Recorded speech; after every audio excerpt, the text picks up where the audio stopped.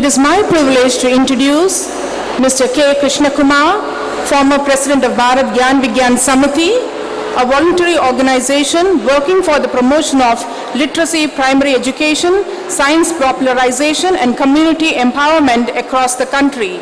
He was actively associated with the Kerala Shastra Sahitya Parishad, one of the leading people's science movement in the country since 1972. Mr. Krishna Kumar has edited more than 100 popular science books for KSSP and participated in the design and implementation of a number of science and development communication programs, including Bharat Jan Vigyan Jada, Desh Ko Jano, Desh Ko Badalo campaign, Cosmic Voyage campaign during the total solar eclipse. He was associated with literacy campaign.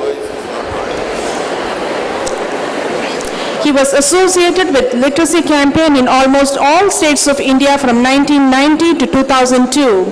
He worked as an editor and assistant director from 1971 to 1990 at the State Institute of Languages, Trivandrum, an autonomous organization for publication of books for higher level learning, and commissioned and edited a number of books on science and engineering in this capacity. We would like to honor Mr. K. Krishna Kumar in a special way. May I request Mrs. Priyanka, Global School Chennai, to honor Mr. Krishna Kumar with a memento. Thank you so much.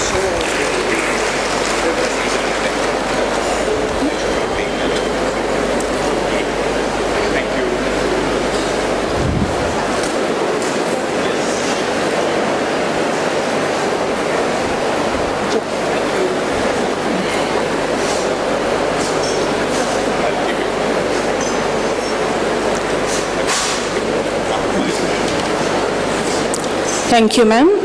May I request Mr. K. Krishna Kumar, ex-President Bharat Gyan Vigyan Samiti, to share his views on the topic, helping the new generation learn.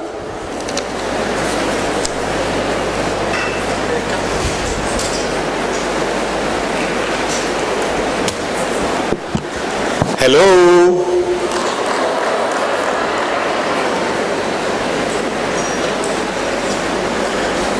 It's nice to have a huge audience of teachers, and I'm asked to tell you about teaching.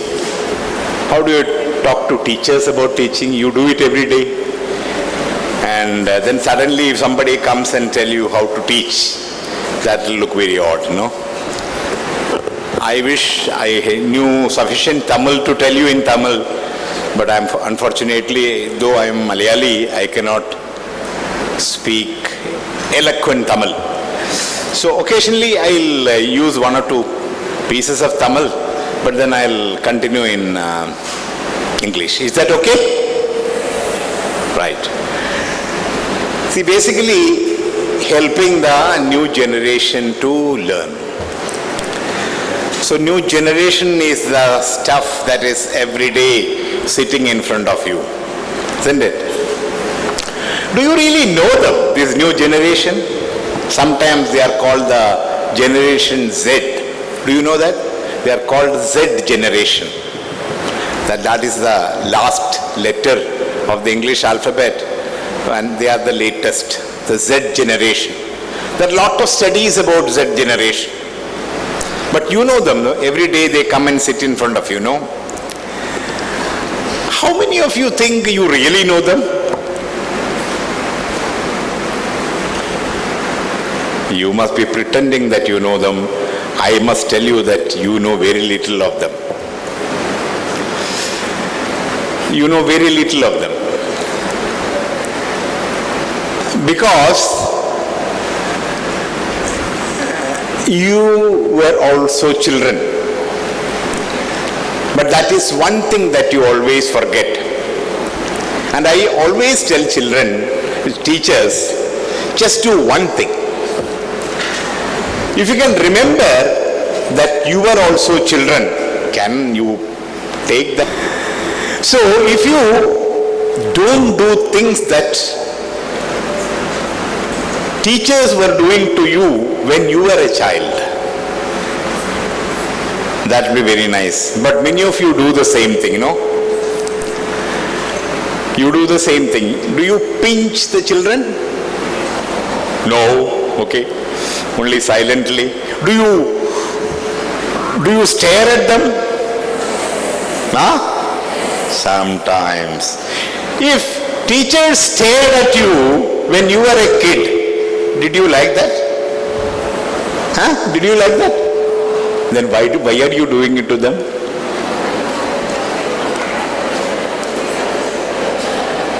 Why are you doing it to them? So the first thing, if you want to really facilitate real learning, don't stare at them, please. Don't be angry with them. You will now say, oh, all this is very easy to say. You do not know the kind of naughtiness that they show in our classroom. So we will have to do all that. We will continue to do that. But I will tell you, you will not be able to do much with them if you continuously frighten them. Now, second thing, this new generation is a new technology generation. How many of you use mobile telephones, smartphones? All of you? Tell me. Hello, how many of you? All of you. How many of you use mobile phones for teaching? 5, 6, 7, 8, 9. That's all. Others use it for WhatsApping. What did you eat this morning? Idli. What you had? Chutney. Is that not? Most of it that's going on WhatsApp is not teaching. Who uses the mobile phone most effectively in your house? You? You use it? Who uses the mobile phone most effectively in your house? The smallest. Do you know for what all purposes he or she uses it?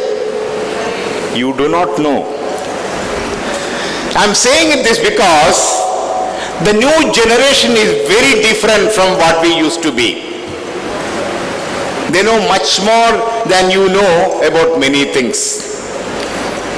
You try to ignore that and try to say that the technology is distorting them. They are all the time in front of the computer. They are all the time playing with the mobile. That's not true. Mobile, computer is a very powerful instrument and they are using it. They are familiar with that. They are natives in the digital world. And who are you? You are migrants in the digital world. They are supposed to be natives. They know. Your great-grandfathers did not use paper. They used to write on what we call ola, the palm leaf. You started, your generation and nearby generation started writing in paper using pen. Their generation, the Z generation, using mobile. You know it, but you do not know it as much as they know. The whole internet business has completely changed the learning situation. I do not know how much you have understood that. This is one thing, if you want to really facilitate, help the new generation to learn, you have to understand the potential of this very, very powerful tool. The classrooms all over the world is transforming just like anything, unrecognizably. Not only classrooms, the whole learning process is changing. There is a huge overload of information, mountains and mountains of information. You must be teaching Shakespeare. There are thousands of sites about Shakespeare. Thousands for class, Shakespeare for class 1, Shakespeare for class 5, Shakespeare for class 10, If Shakespeare were alive today, all these things are available. How many are you familiar with this? How many are familiar with these teacher resources on the internet? Huge. I was searching. Science sites, mathematics, cosmology, anything you want. There are mountains and oceans of information available in the internet. My first request to all teachers who want to facilitate learning for the new generation, it's easier for them to use internet, and they need new information. Not only new information presented in absolutely interesting manner. Do you know something called Pinterest? How many of you use Pinterest? Only 5 hands out of 1,500. Please have a look at Pinterest. Pinterest is a catalog of ideas.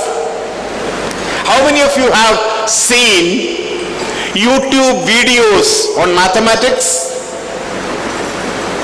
Very few. I'll show you some of them. Why do you struggle with all these things when extremely interesting presentations using visuals, videos, moving pictures, cartoons, everything is available. So please be familiar with all these mountains and oceans of information.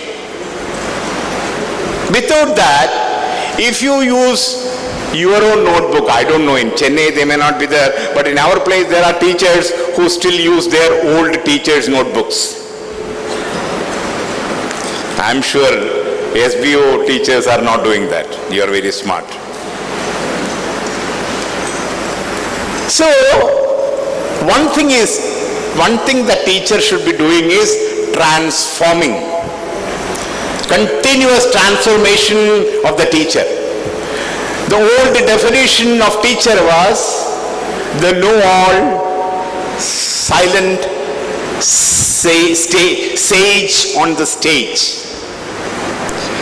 He knows or she knows everything, generally silent, very angry, standing on the stage and just pouring the information and knowledge to the teacher. No, that will not work anymore. The know-all teacher is dead. That kind of teacher cannot exist anymore for the new age. Interactive teacher. Teacher who can continuously be subjected to questioning. Teacher who facilitates. Teacher who is not a demagogue. So you will have to change a little bit. Most of your teachers were demagogues, no? Did you like them? I remember my daughter, when she was studying, Kerala had only 13 districts at that time. Later, during her academic year, the one state district was divided, one more district was added. She wrote 14. The teacher put an into, because no, in the syllabus that change has not come. Some teachers are exactly to the to the rule, to the textbook. Don't go beyond the textbook. The sanctity of the textbook, sanctity of the teacher's word was the rule of the day. That is changing completely. Today's world is that of democratic classroom. How much democratic the classroom can be. How much interactive it can be. The teacher becomes invisible. He or she allows processes that excites the creativity in the child. Every child is creative, and every child is creative in a different manner. All the official teaching generally is said kills creativity. Instead, it's uniform child that you want. Everybody is in trouble in these days. Normally, just like we have this physical climate change, there is a huge human climate change that is working. What is the problem? We are teaching. Are they learning? You are teaching, there is no doubt. Are they learning? If the teaching does not lead to learning, then what's the point? It's like dieting.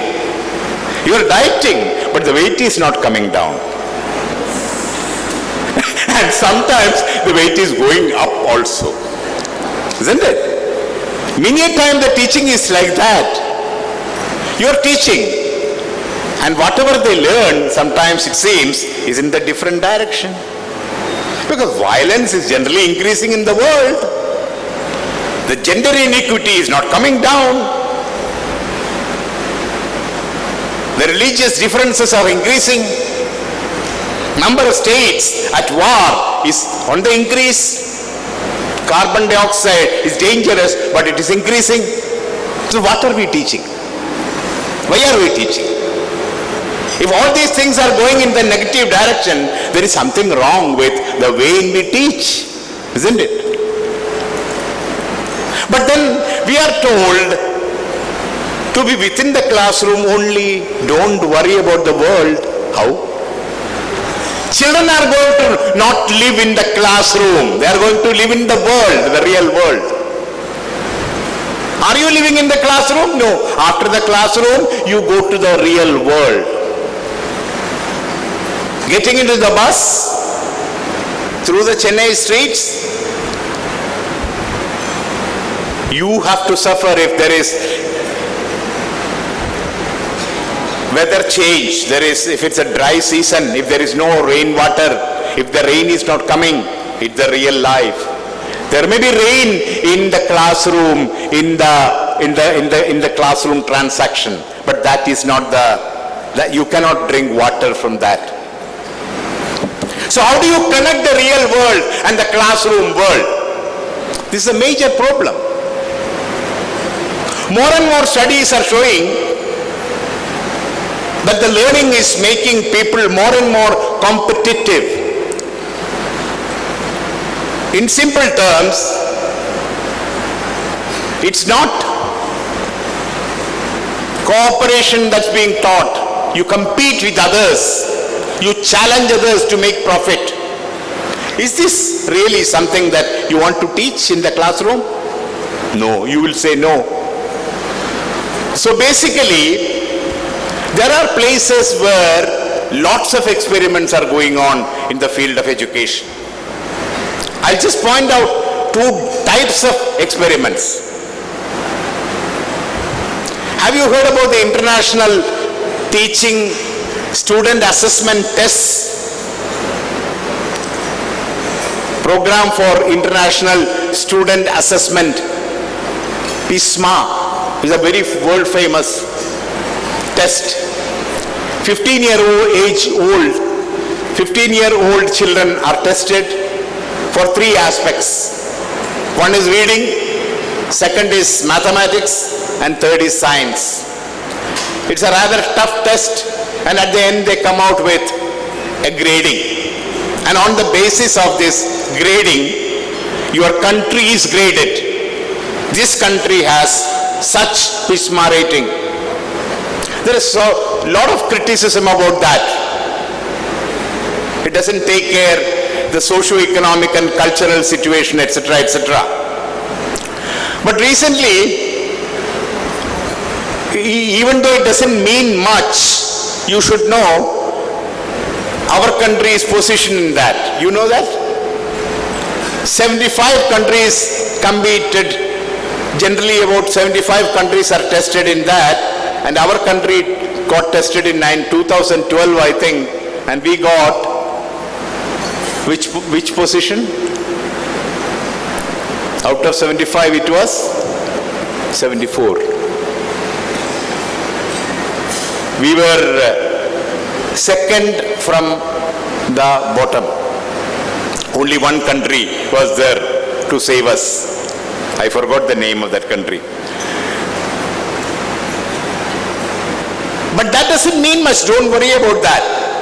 That doesn't mean there is so much of criticism. It's a highly elitist kind of a test. It did not take care of it. But generally it gets... I actually did not want to tell about India's grading in that. I wanted to tell about a surprise in that. In 2012, the number one went to a country called Finland. And those who were surprised by that was Finland itself. They said, no, it should be somebody else. We are not. They try to kind of say, no. Because it's a small country up in Scandinavia, top of Europe. And then from 2012, Finland became a point of attraction all over the world. Then again they said, please, just forget about us. We are a small country doing our small experiment. Don't talk too much about us. When you talk too much about us, we get worried, panicked. Some of the books started coming. And there is an interesting book which I would recommend all of you to read. It's available on the internet. You can download it free, etc. It's not a very costly book. It's called Finnish Lessons. And there is a person called Salisbury who wrote that book. There are several interviews by him on that.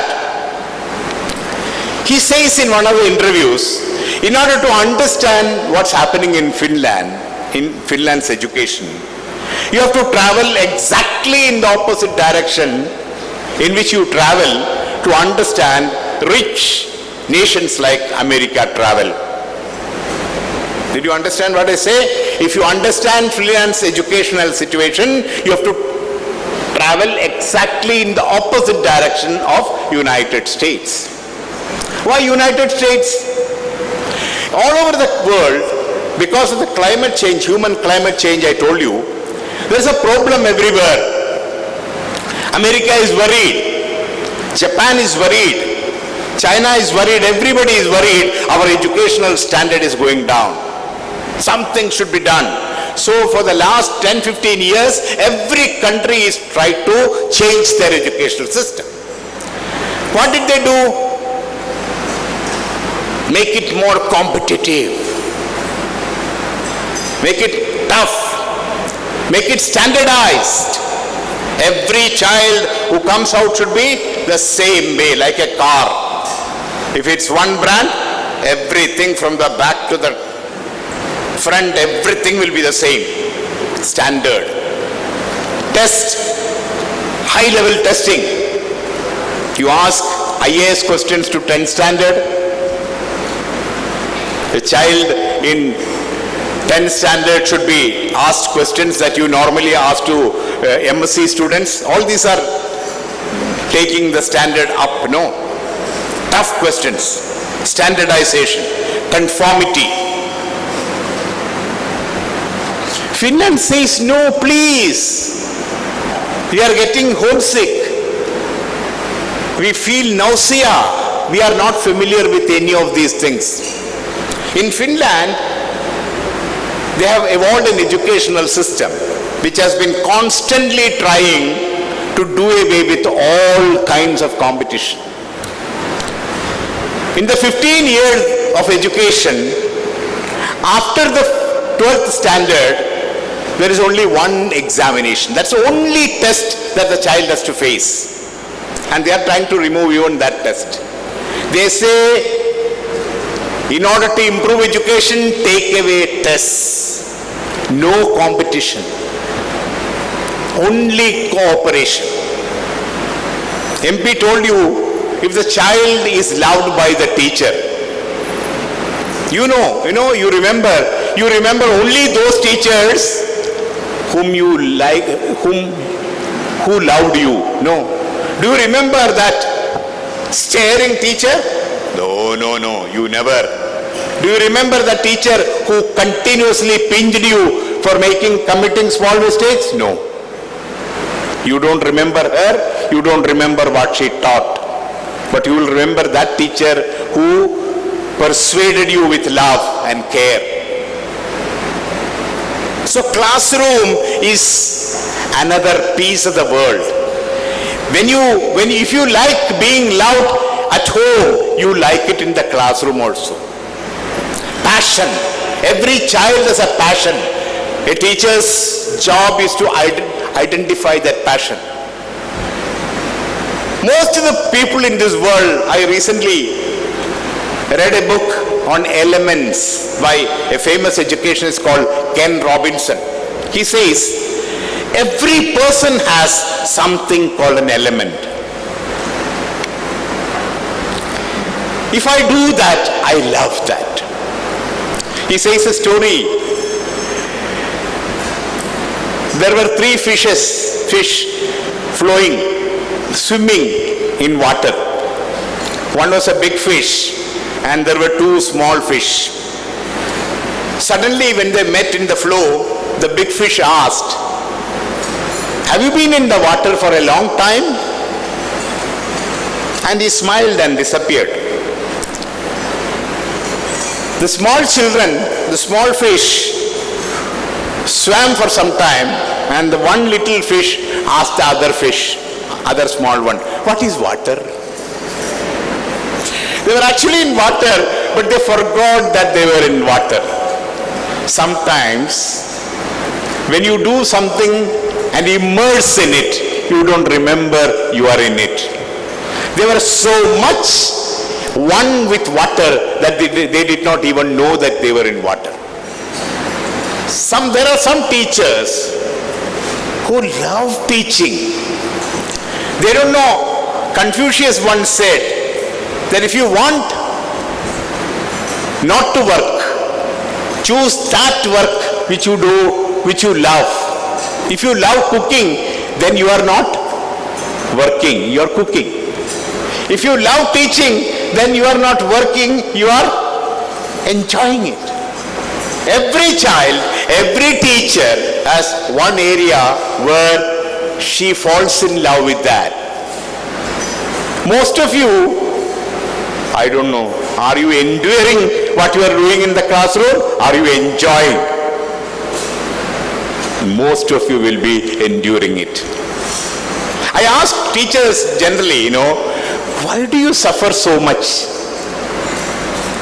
Why don't you make it a little enjoyable? If you make teaching enjoyable, if you make science enjoyable, you also will enjoy it. If you don't enjoy it, you will make it boring for the child. I'm sure none of you are doing that. But I'm sure you can make it much more enjoyable. So a whole series of experiments are going in this world to make science, mathematics, literature, language more and more enjoyable. Because a situation is coming where children will not stay in the class anymore if it is boring. America is facing massive problems of dropout. I'm not talking about the poor villages of India. I'm talking about developed countries. There are 2 kinds of dropping out. Socio-economic situations pushing children out is one situation in our villages and so on. Another is sophisticated countries where teaching becoming boring for the young generation. Both these are problems, and both point out to the manner in which the future teaching should be. So basically, Finland says it has to be the most enjoyable kind of exercise. Cooperation, creative, and each child should be given opportunity to grow himself or herself. Why should everybody become engineer? Why should everybody become a doctor? Our standardization is becoming too much. So breaking the standardization, finding the element in the child. If you are able to find the element in the child, there are interesting stories, you know. There is a very famous story about the famous American gymnast. I forgot his name. I remember his wife's name is Nadia Comaneci, a very famous Olympic star from Romania. Her husband was an American gymnast. He says in his autobiography, I was very bad at studies, I was good at sports, but then I was not feeling very good. I was doing baseball, I was doing basketball, etc., etc. Suddenly one day, my mother took me to a gymnasium. That was the day, suddenly when I saw the gymnasium, the blood started flowing in a different direction all over my blood. He was 6 years at that time. The moment he saw the gymnasium, he understood he is going to be a gymnast. And he became the biggest male gymnast in the world. America did not have a male gymnast. It was not very famous gymnasium. So he became the most important. He won, I think, 14 Olympic medals. Similarly, there is another story about a girl who the mother thought, my child is not good. All the time she is moving, restless. So she took the restless child to a doctor. The doctor was asking her several questions this way, that way, and so on and so on. And finally the doctor, looking at her restlessness, asked the child, do you dance? The child suddenly said, yes, I can. And she started dancing. She became a very famous rock star, dancer. The doctor said, some people are able to think only when they move. Dancers think when they move. Writers think when they write. So thinking or being creative has different ways. The teacher has to find out that. Basically, the diversity is one of the most important thing in the classroom. Every creative teacher for the future will have to remember that our job is to make uniform children. We had presented a drama. The name was Product. This huge machine made by Macaulay. The Indian education machine was made by Lord Macaulay, you all know. So all these children, the raw material of this machine is children. So we push children like we push any other raw material into that machine, and finally the product comes. Every product is the same. Looking upward, not able to think on its own, uniform. They may become engineers, they may become doctors, but they are only for themselves, selfish to the core. They are not worried about what's going on in this world. The empathy is taken away from them. Passion is taken away from them. Sympathy is not with them. These are products of education. They may make big profits, but they will not make a good world.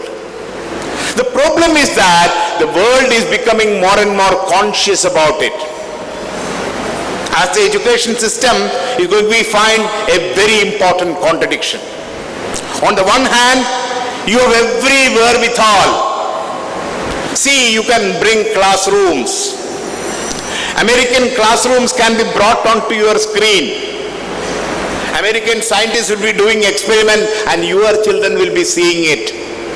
It's not the old, imagine this is a test tube holding a chalk. No, all that is over. The SBI classrooms can go to the village. You are an advantaged community with good classrooms, good buildings. There are hundreds of thousands of villages who doesn't have any such facility. But your classrooms can be connected to those classrooms.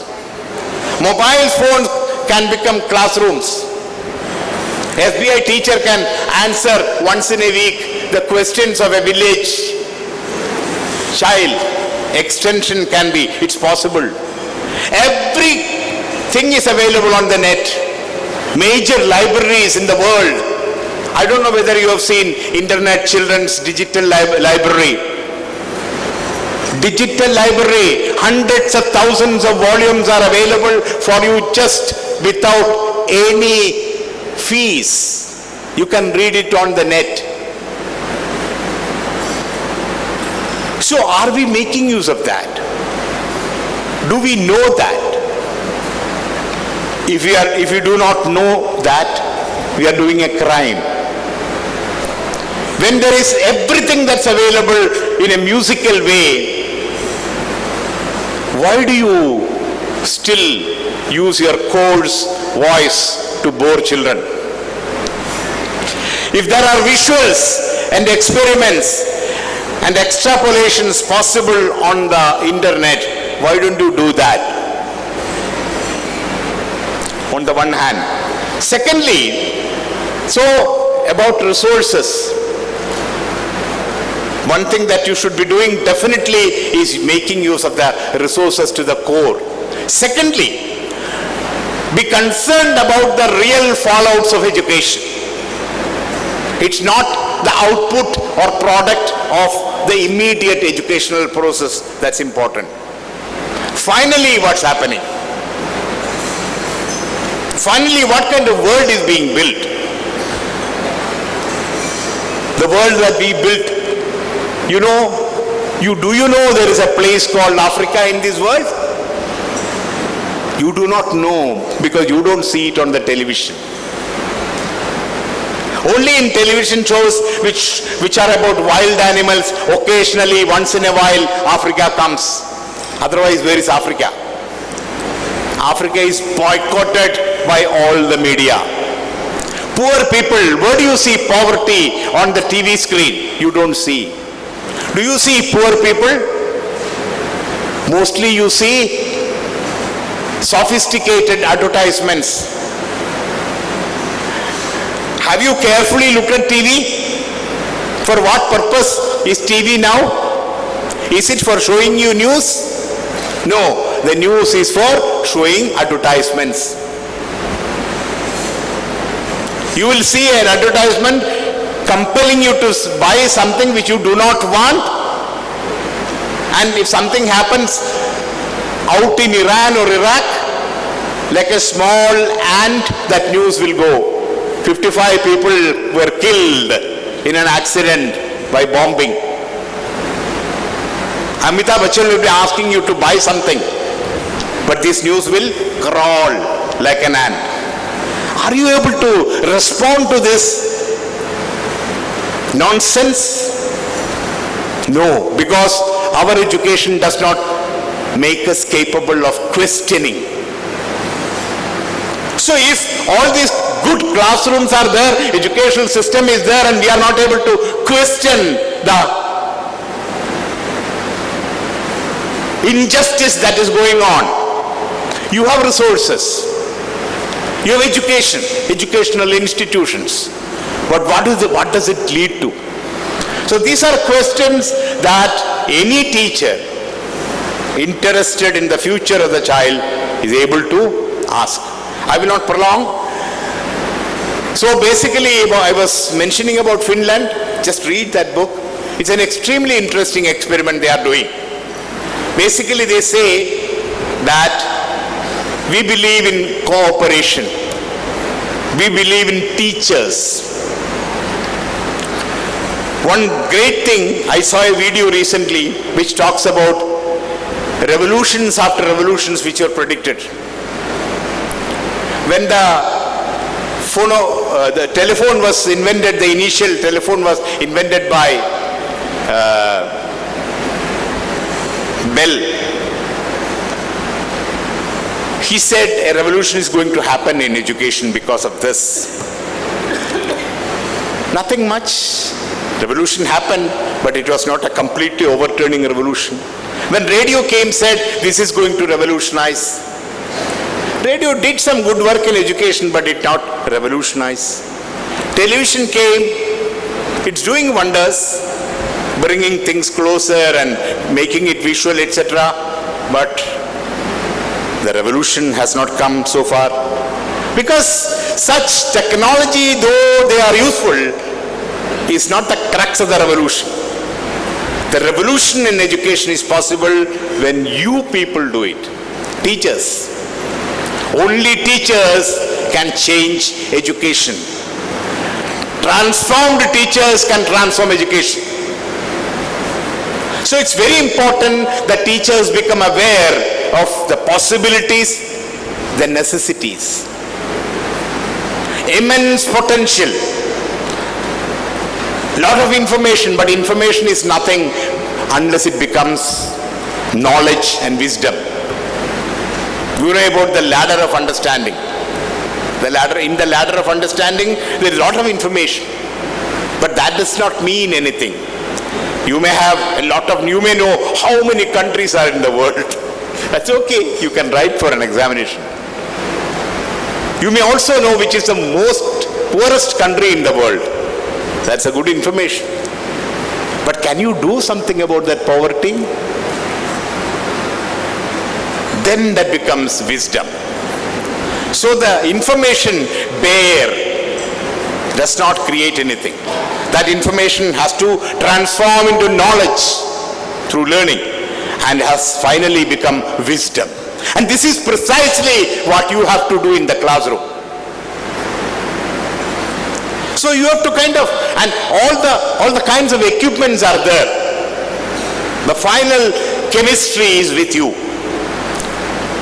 And this only you can do. Nobody, I can tell you what to do, I can point out, but the process, the real chemistry is in your hand. Because they are sitting in front of you every day. So you and the children together do not create just a new brand of students. You create, if you really want, a new world. And that is important because the kind of world that is being made these days is a bit dangerous. Somebody was speaking about gender inequality. Why? So many women over there, and why 2 men here? Look at power, positions of power. Everywhere it is men, muchwale. Why? Do you ask this question in your classroom? No. Because that's not in your syllabus.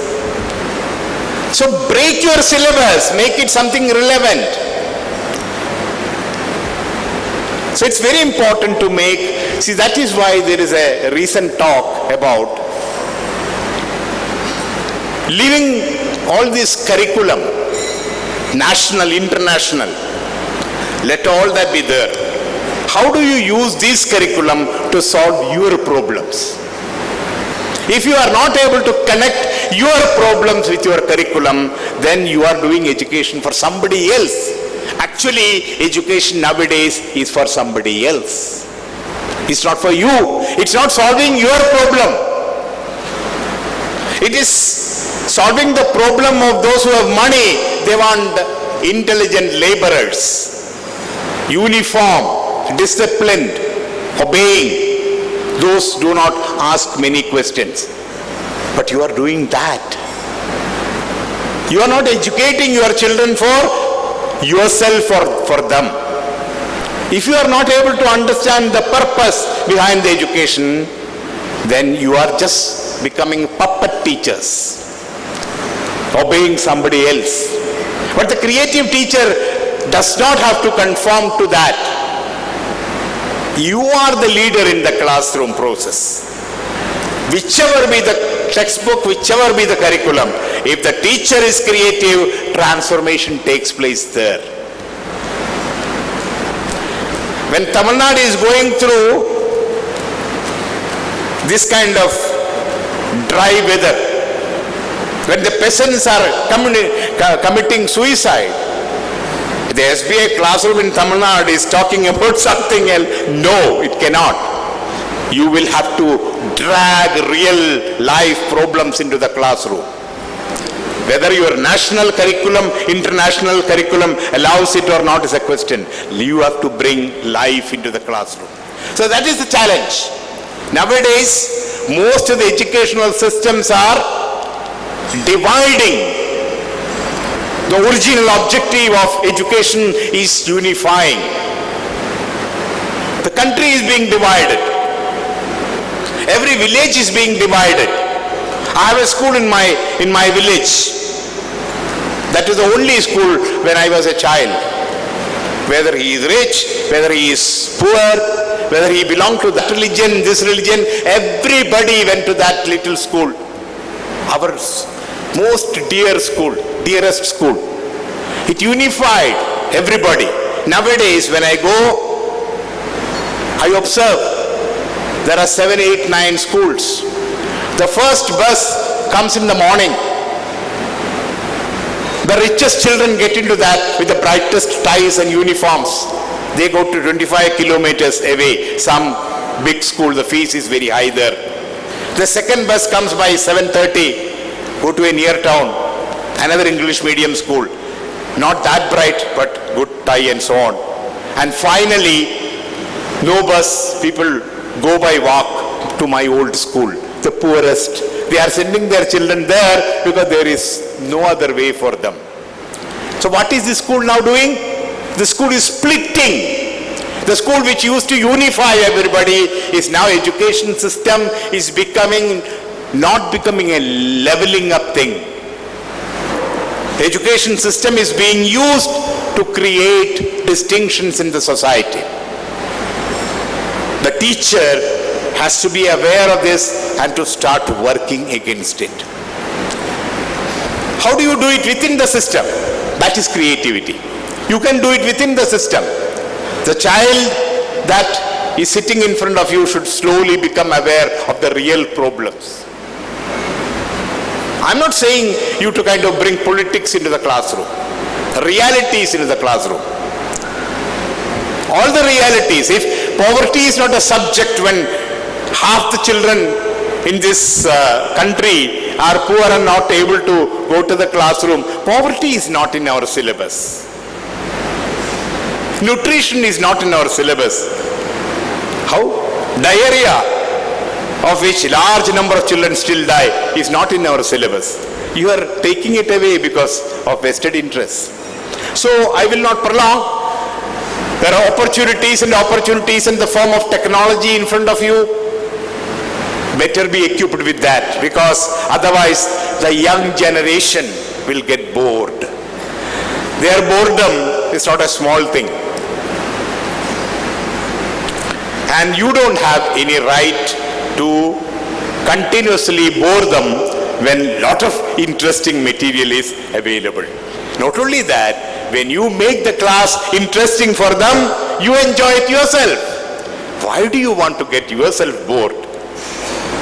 One. Number two, just don't look at the immediate results of education in the classroom. Yes, all of them have passed, all of them have A+, okay. But then what's happening to the country? What's happening to the state? What kind of a nation is coming up? How people are reacting?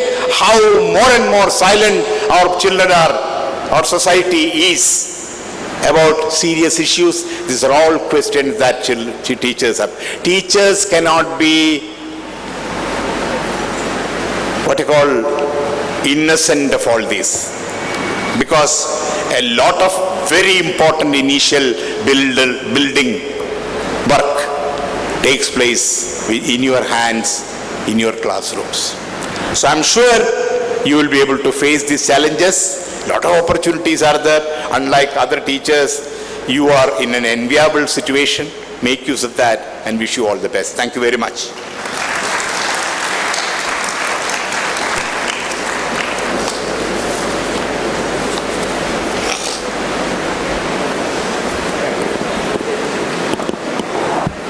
We shall now have an open forum for discussion. I request the participants to raise questions.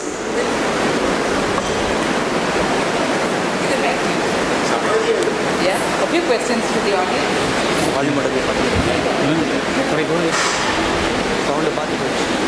We have to give a mic.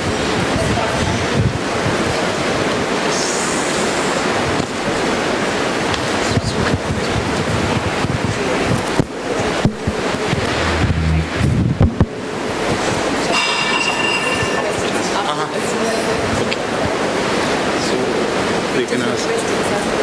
Who will ask? Teachers who have questions, please come forward. Mic will be passed to you.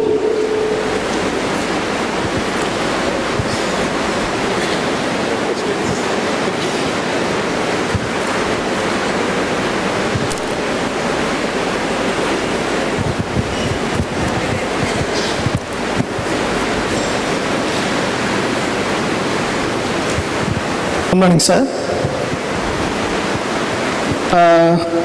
Being a higher secondary teacher, I am supposed to complete the syllabus within the given time. I am a mathematics teacher. Suppose if I try to introduce a concept in a different way, as you said, through technology, if I take a video from internet, likewise if I take for every concept, within the time I am unable to complete the portions. Do you think reduction of content in higher secondary level will help us to improve our teaching? Reduction in the content will give us enough methodology to teach the children.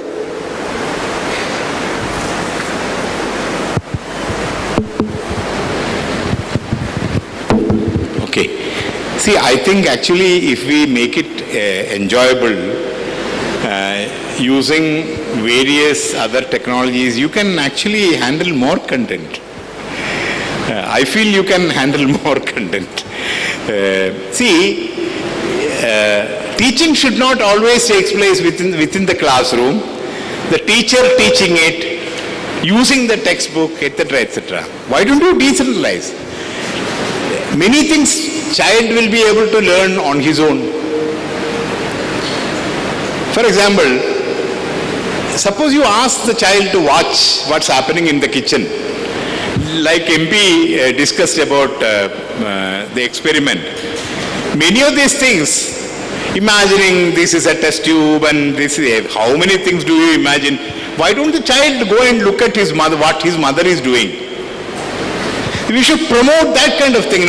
We somehow feel that science or teaching is something that can take place only in the classroom under my leadership, etc., etc. Divide it. Even otherwise, more than 75% of what child is learning is not taught by you. The child is learning on its own. It learns sometimes from its neighbor, good thing, bad thing, whatever, from its mother, from the route that he travels. So why do our understanding about the learning process is creating entire problem. Then finally, it's a question of attending the test and examination. I will tell you, intelligent teachers will do all that and finally do a 15 days class for equipping the child for the examination. That you can do.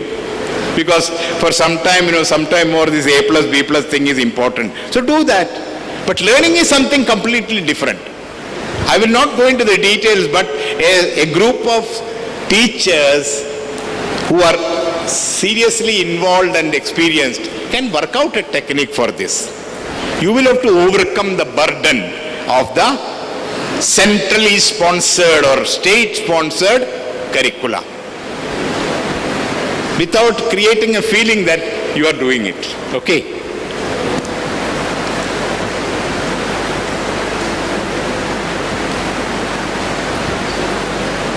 Sir, you told about technological development happening in the world. Do you agree, because of that, humanities subjects and humanitarian is dying day by day? humanities subjects and humanitarians values are neglected. neglected? Oh, no, no. No. See, I'm able to see what's happening in different parts of the country more clearly because of the technology. See, I know what really happened in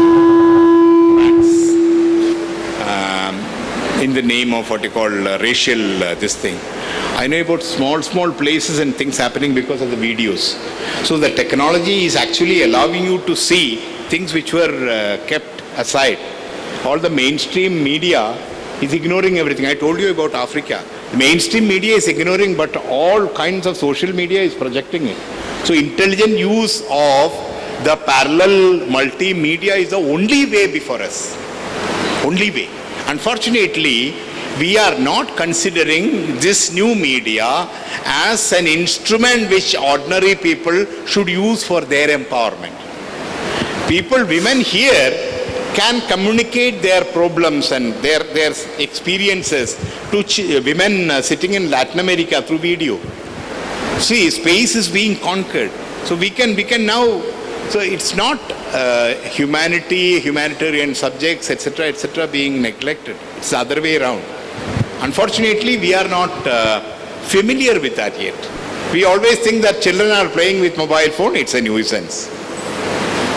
Please go into the details of YouTube and so on and so on. There may be so many other things there, but YouTube is a very powerful thing. I have so much material here, I don't know I will have time to show that.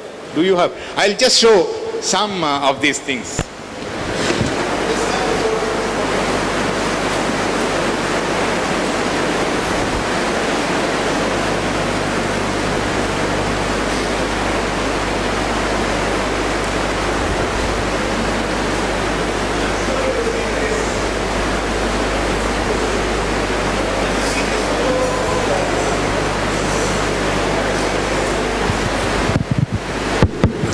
Have you seen this website? Voice for the last 30 years. Children want to make things, children want to do things. We make lots and Have you seen this website? If you have not, please note down this website name and just look at it.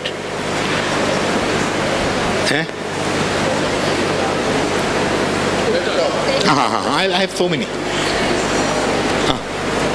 See, this website contains something like 2,000, 3,000 books on almost everything that you can imagine, and hundreds of videos and toy making. Just you will enjoy it. Many things that you teach them in a very, very boring manner. Not you, many teachers in Tamil Nadu. You will be able to kind of do it so interestingly. Have a look at this.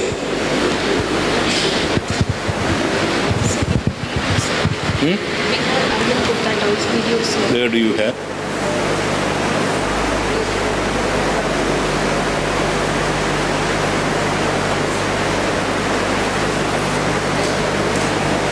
तुमसे जुड़ी कोई भी बात छोटी नहीं होती, इसीलिए तो जॉनसन्स है always best for baby.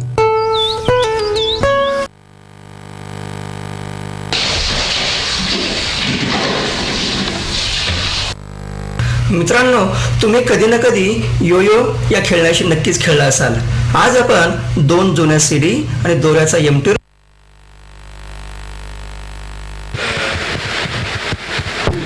See, it's in Marathi or something. He uploads films in almost all languages. So there are Tamil also. I'm not able to hurriedly pick it up. So there are so many CDs. Can you see something in Tamil? We have downloaded and kept some, sir. Would you like to go through them? Which one?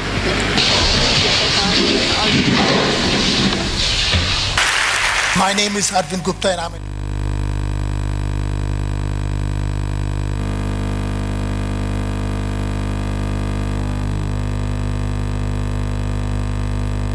So something. So that's Arvind Gupta. I will show you some other thing.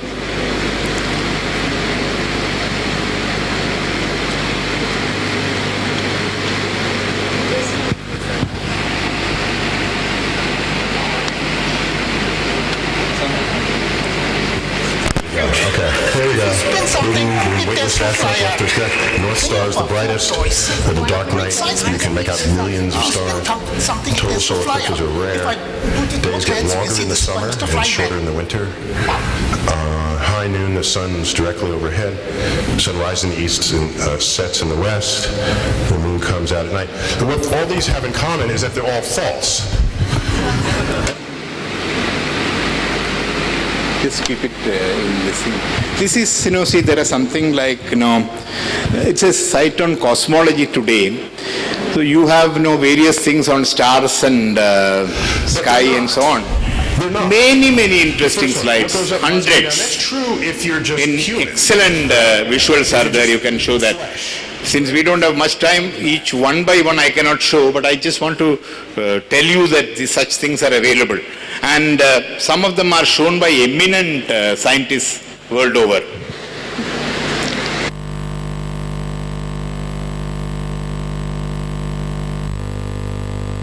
Things are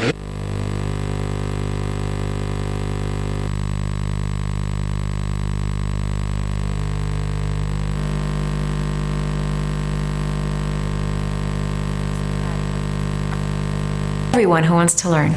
We make high-quality educational videos for people of all ages, from science and math to the arts and humanities. We are here to help. Our videos are clear, concise, and beautiful. Subscribe today and join us at Socratica on a journey of lifelong learning. Subscribe does not mean any money, you can just subscribe it.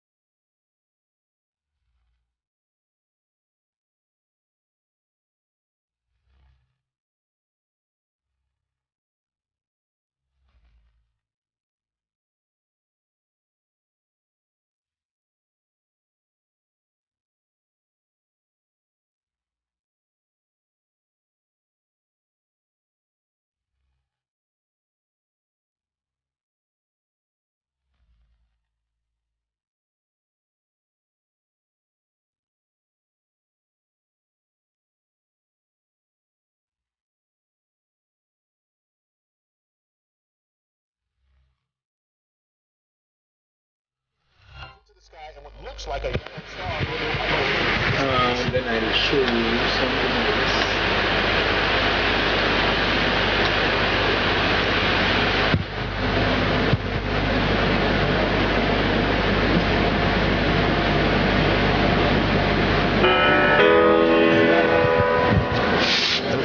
Today I want to let you in on a really neat trick that I learned from a very famous mathematician. How to subtract infinity from infinity to get exactly pi. So for that I'll return to this blackboard here that I found in The Simpsons and I discussed in this video up there. And particularly that infinite series down there at the bottom. Okay? So it's 1 minus 1/2 plus 1/3 minus 1/4 plus 1/5 all the way to infinity. An infinite series with sum log 2. So that's about 0.69. What I want to do here is something that somebody discovered about 150 years ago. So just see what I do. It's a bit of a paradox. So what I do is I take a bit more of this, and I really need the whole board. So we'll take out every fourth term, and then what's left over has odd denominator and even denominator terms, so let's separate those out too. Now we're going to work our way in from the left. Take those two guys and put them down there. Take those two guys, put them down in the gap. Take those two guys and put them down in the next gap. And you keep on going like this. And obviously when you do this, you use up all the terms that were there in the beginning and just rearrange them here and re-bracket them a little bit. Now we're going to work our way through the brackets. So first one here, 1 minus 1/2 is 1/2. 1/3 minus 1/6 is 1/6. And so on, right? So you can see how this works. It's a nice pattern here. That's what happens. So we've just a sample. There are so many. I'll show you some more.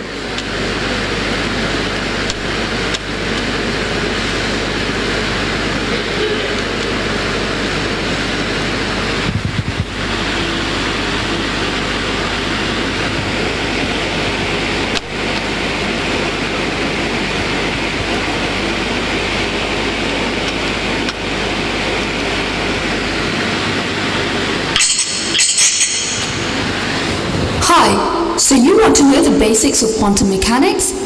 Great, you're in the right place. What is quantum mechanics? Quantum mechanics attempts to explain the behavior of subatomic particles at the nanoscopic level. It is one of the most successful branches of physics, and there are countless examples of scientific experiments confirming predictions made by the laws of quantum mechanics. What is a particle? One of the particles you will be most familiar with will be the electron. These orbit the nucleus of atoms, and the nucleus is made up of two other particles, protons and neutrons. The electron is an elementary particle, one of the fundamental constituents of the universe. Scientists have found that protons and neutrons are made up of other particles called quarks. Quarks are also elementary particles. Quarks are held together by gluons. Gluons are also particles, but they are different from the quarks. They are the particles that produce the strong force that holds the quarks together. Gluons are also behind the strong force which holds the protons and neutrons together within the nuclei of the atom.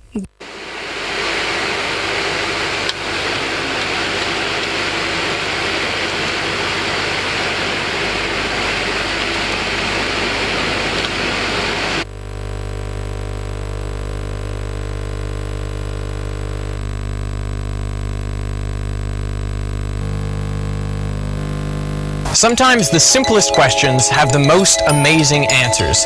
Like, is there a speed limit in the universe? Where does the sun get that energy from? Where do they get the matter to make the tree? What is a candle flame really made of? Whoa! How does it do that? Go the laws of physics! I can't see the X. I guess the question is, why not? I make videos about science. The first principle is that you must not fool yourself. Click on this video to see more, and subscribe for a new science video every week. Sometimes the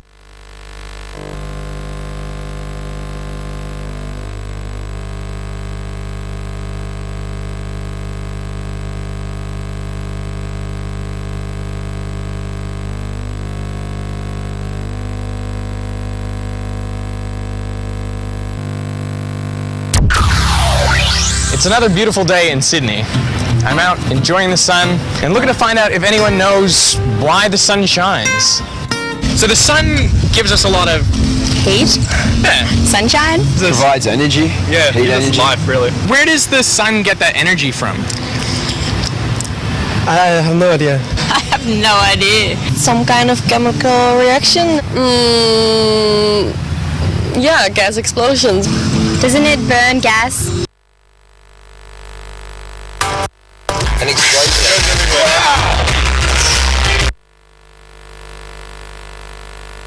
M is mass. C is Cassidy. Carbon? I don't remember.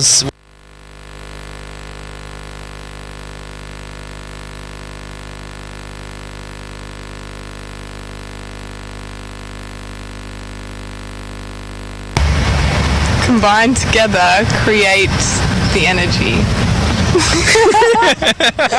It's basically saying, like, this.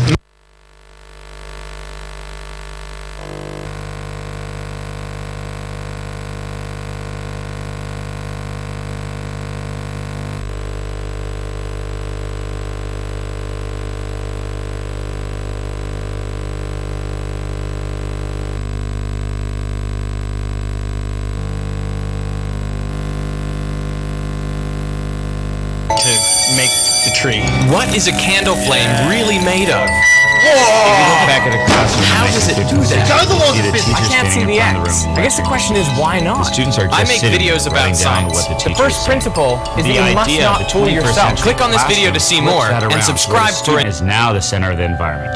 That's kind of how my classroom is set up, and video is a huge part of that. The first thing about Cameron High School is the people you meet. In our school, we have like over. See, I have a collection of something like 200 here. I've shown you only just 5-10. I actually just want to tell you that the amount of information in the form of videos, posters, if you look at Pinterest, for example, anything that you want to present in a class, beautiful posters you can just take out. All these are available. And I won't say that these are all perfect, complete, there may be some mistakes, people are making it, so all that will be there. But what I'm saying is a whole world of information and manner in which you can present is available. When it's available, then why do we still resort to our old? That's what I'm asking. And this is only just a sample. If I had time, I would have shown you for a whole day.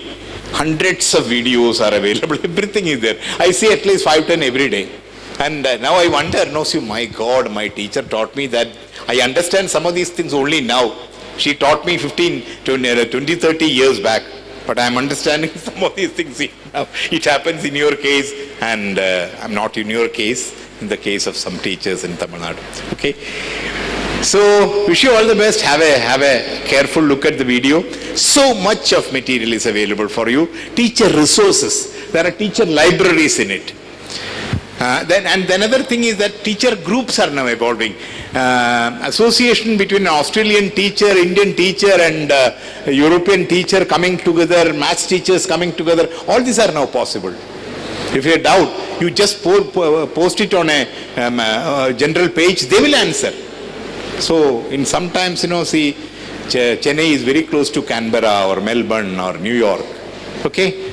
All the best. Sir, shall I log out it, sir? You can completely get out of all that. Okay, sir.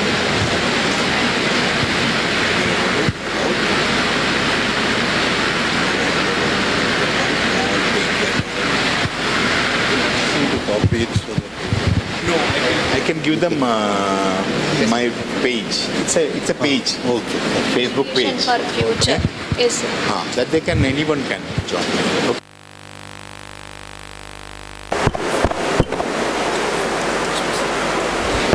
No questions? Please ask me. At least tell me some, give me some.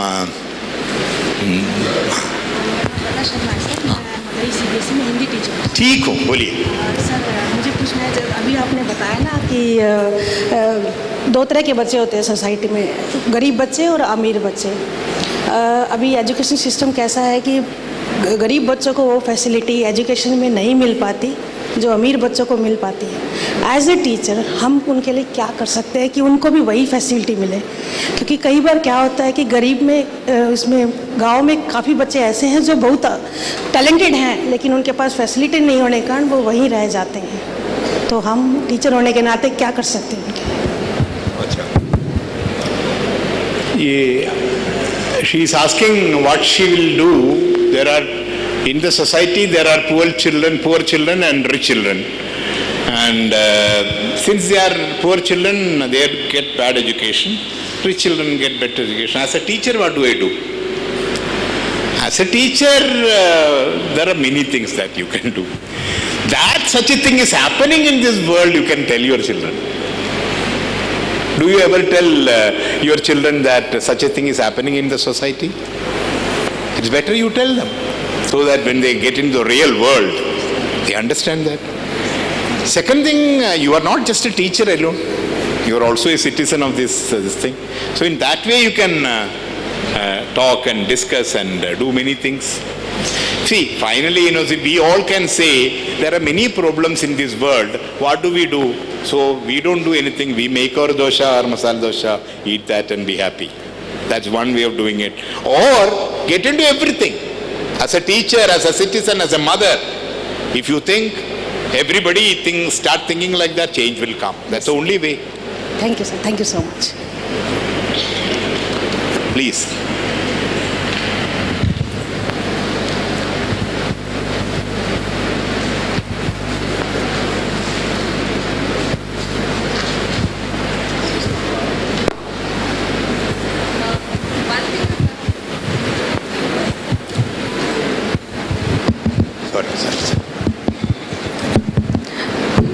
Okay.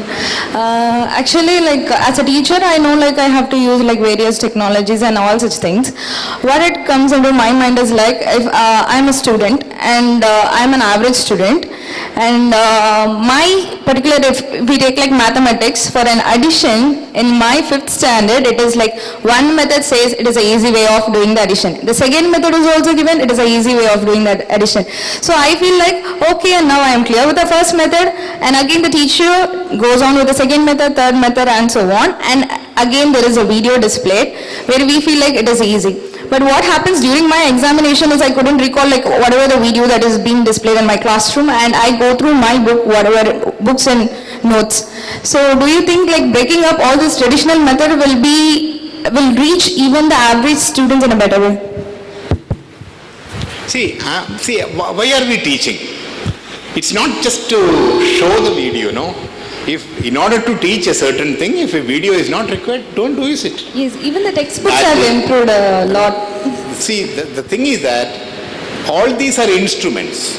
Finally, what is your objective? Teaching the child. If the child, sometimes, have you heard about this interesting story about teaching African tribals about mosquitoes? So, those days, a big video was taken to them and a mosquito biting, etc. was shown. The mosquito was elephant size in the video. Okay. So the tribal said, no, there is no mosquito like this in our place. Okay. Mosquito is very small. They are not able to, they are not used to kind of the macro size, etc., etc. Yeah. So they cannot believe that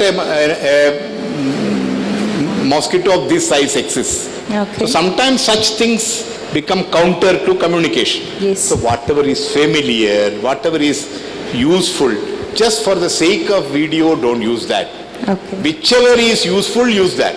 Sometimes a simple piece of paper will be useful to you. And when you teach, it is the principle that you are teaching. Yeah. The basic principle. Not so many methods are not important. If you don't communicate the basic principle, then the teaching is not useful. Okay. Thank you, sir. Anything else?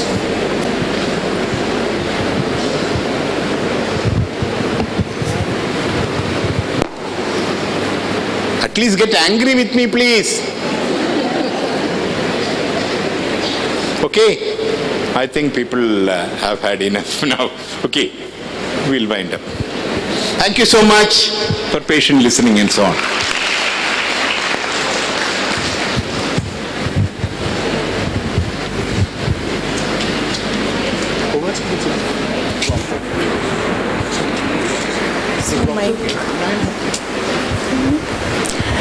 We believe there is no one size that fits all.